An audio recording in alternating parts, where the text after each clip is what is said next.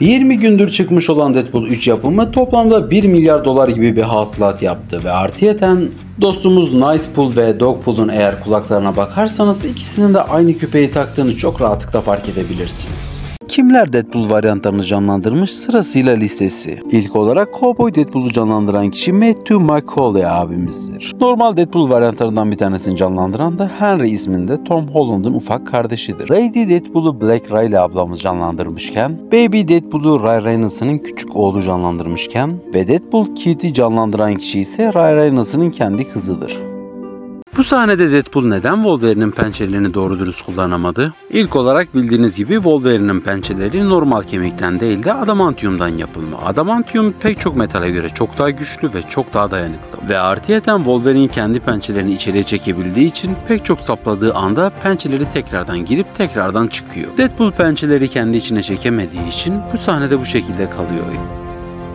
Hatırlarsanız Deadpool 3 filminde Wolverine'in çarmıha gerildiği bir sahne vardı. Ben bu sahneyi CGI zannediyordum ki meğerse CGI değilmiş. Yere baktığınız zaman kuru kafataslarından tutun da X çarmıhına kadar hepsinin aslında gerçekten de yapıldığını görüyorsunuz. Artıyeten Deadpool varyantları burada Nicepool'la Deadpool'u ateş etse de Dogpool'la Wolverine abimize ateş etmiyorlar. Çünkü aslında bütün Deadpool'ların ortak özelliği bu çirkin sevimli tatlı köpeği deli gibi sevmeleridir. Siz bu çirkin ve tatlı köpeği seviyor musunuz dostlarım? Bu sahneyi benim gibi izlerken eminim hepiniz keyifle izlediniz. Ama bu sahnenin arkasında o kadar üzücü bir hikaye var ki dostlarım. Peter karakterini canlandıran Rob, Deadpool filminden sonra kendi küçük oğlunu kaybetti. Oğlunu kaybettikten sonra büyük bir depresyona girdi ve ardından kendisi için neredeyse hayat bitmişti. Ryan Reynolds'ın bunu öğrendiği zaman onun evine geldi, onu ziyaret etti ve Rob da ölen çocuğunun son sözlerinin kahraman baba olduğunu söylediği an hem Rob'u bu psikolojiden kurtarmak için ve hem de Rob'un olduğunun haksız olmadığını, babasının gerçekten de bir kahraman olduğunu, hatta bütün Deadpool'ların ona saygı duyduğunu göstermek için filmin son sahnesini bu şekilde yazdı. Deadpool 3 filminde gördüğümüz Zombie Pool kimdir? Karakteri anlatmadan önce zombi virüsün nasıl başladığını anlatayım. Hepinizin de bildiği gibi Wasp'ın bir annesi vardı ve o annesi kayıptı. Babası kuantum boyutuna gitti, annesini buldu ve annesi ne yazık ki zombi virüsüne kapılmıştı. Ardından annesi babasını ısırdı ve ikisi gerçek dünyaya geldikleri zaman zombi virüsünü her yere yaydılar. Tabi bu zombi virüsü yayılırken Deadpool da bundan nasibini aldı ve Deadpool da ısırdı. Deadpool ısırıldıktan sonra zombiye tam olarak dönüşmedi. Yani aynı şekilde Deadpool'un zekası, aynı şekilde espri yeteneği ve aynı şekilde kararlılığı duruyordu ama kendisi bir zombiydi. Kendisi ete karşı büyük bir açlık duyuyordu ve herkesi öldürüp tek tek yemeye başladı. Ardından kendisinin bir savaş sırasında bedeni boynundan koptu ve tekrardan iyileşemediği için o şekilde kaldı. Öncelikle Logan filminde gördüğümüz, ardından da Deadpool and Wolverine filminde gördüğümüz X-23 kimdir? X-23'ün gerçek ismi Laura'dır ve Laura'nın bizzat kendisi Wolverine'in kendi DNA'sı ile yapılmıştır. Yani hem babası Wolverine olmasına rağmen normal bir şekilde doğmuş olmasına rağmen annesinin karnındayken çok daha farklı bir şekilde doğdu. Artıyeten Laura'nın sadece pençeleri adamantiumdan yapılma, bedeninin diğer tarafları ise normal kemiklerden yapılma ve 2 tane ellerinde bir tane de ayaklarında olmak üzere toplamda 3 tane pençesi vardır. Hem İngilizceyi hem de İspanyolcayı çok iyi bir şekilde konuşabilir kendisi. Hatırlarsanız sevgili Hugh Jackman abimizin Deadpool and Wolverine filminde muhteşem bir performansı vardı. Şimdi bir de kendisinin seslendirme odasındaki görüntülerini görelim.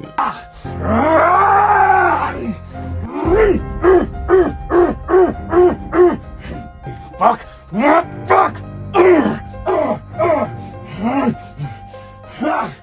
İşte abimizin muhteşem kalitesi. Siz bunun hakkında neler düşünüyorsunuz dostlarım?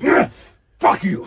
Evet, Deadpool 3 filminin sahne arkası görüntüleri ortaya çıktı dostlarım. Hatırlarsanız efsane bir sahnede Thor Deadpool için ağlıyordu. O sahne aslında böyle çekilmiş. Yani keşke Thor'u canlandıran abimiz yeniden o sahneyi çekseymiş. Ardından dostlarımızın figürasyonlarını görüyoruz ki onlar da tatlı bir poz vermişler ve yan yana gelmişler. Ki bir sonraki sahnede Deadpool'un Nicepool maketini nasıl da götürdüğünü görüyoruz. Artıyeten sırf ağırlık olmasın diye de iplerle çok tatlı bir şekilde tuturmuşlar. Wolverine abimiz kendi figüranıylayken bir de Ryan abimiz kendi figüranıyla tatlı bir kare paylaşmış. Siz bu yapımın ve yapımın arkasındaki görüntüleri beğendiniz mi dostlarım?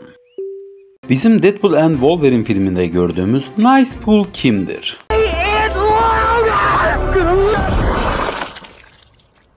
Kendisi bizim bildiğimiz Deadpool'un hemen hemen tam tersidir. Yani iyileşme faktörü yok, alaycı bir mizah anlayışı yok ve en önemlisi dostlarım, yanmış çirkin bir surat yok. Ve Deadpool gibi bütün her şeyi şiddetle çözmek yerine tam tersine konuşaraktan metanetli ve düzgün bir şekilde çözmeyi tercih ediyor ki artıyeten adı üstünde Nicepool olduğu için ve bu kadar mükemmel olduğu için Deadpool dahil diğer bütün Deadpool'ların hepsi ondan nefret ediyor ve en tatlı Dogpool da bizzat onda var zaten. Bu sahnede gördüğümüz kılıçlı Deadpool varyantı kim? Karakterin gerçek ismi Ronin Pool olarak geçiyor ve Ronin Pool normal Deadpool'dan biraz daha farklı. Yani kendisi samurayların ideolojisine sahip, neredeyse hiç şaka yapmayan ve normal Deadpool'un aksine başka silahlar kullanmayan, sadece kılıcıyla savaşan ve neredeyse hiç cümle kurmayan bir karakter. Deadpool'ların arasında bekleyen bu gizemli Deadpool da kim?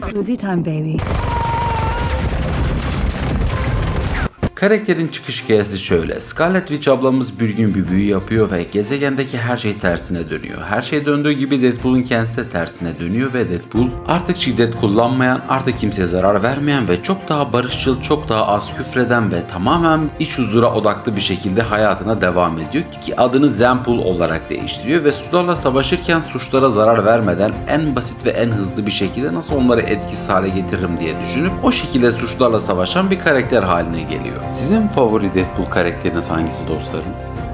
Wolverine'in iyileşme faktörü mü daha iyi yoksa Deadpool'un kimi? Hadi bu soruya ufak bir cevap getirelim. Wolverine dostumuz Deadpool'a oranla çok daha hızlı bir şekilde iyileşiyor. Yani Deadpool'un bir yeri kesildiği zaman, herhangi bir şey olduğu zaman Wolverine'e göre çok daha yavaş bir şekilde iyileşiyor. Artıyeten Wolverine dostumuz iyileştiği zaman hücreler en iyi halini, yani parçalanmadan önceki ve bayağı diri hallerine tekrardan geri dönüyorlar. Ama Deadpool için bu tam olarak böyle değil. Çünkü Deadpool'un kendi derisi ve hücreleri hastalıklı olduğu için derisi mutasyonuyla birlikte bütün ölü hücreleri tekrardan geri getiriyor. Yani o yüzden tam bir iyileşme sayılmaz. Wolverine'ki gibi canlı güzel dokular yerine ölü ve birleştirici dokular bir araya geliyor. Artıyeten bizim Deadpool dostumuz kafası kesildiği zaman bile tekrardan bütün vücudunu aynı şekilde üretebiliyor. Ama Wolverine bunu yapamıyor. Eğer Wolverine'in kafasını keserseniz Wolverine ölüyor. Sizce hangisinin iyileşme faktörü çok daha iyi dostlarım?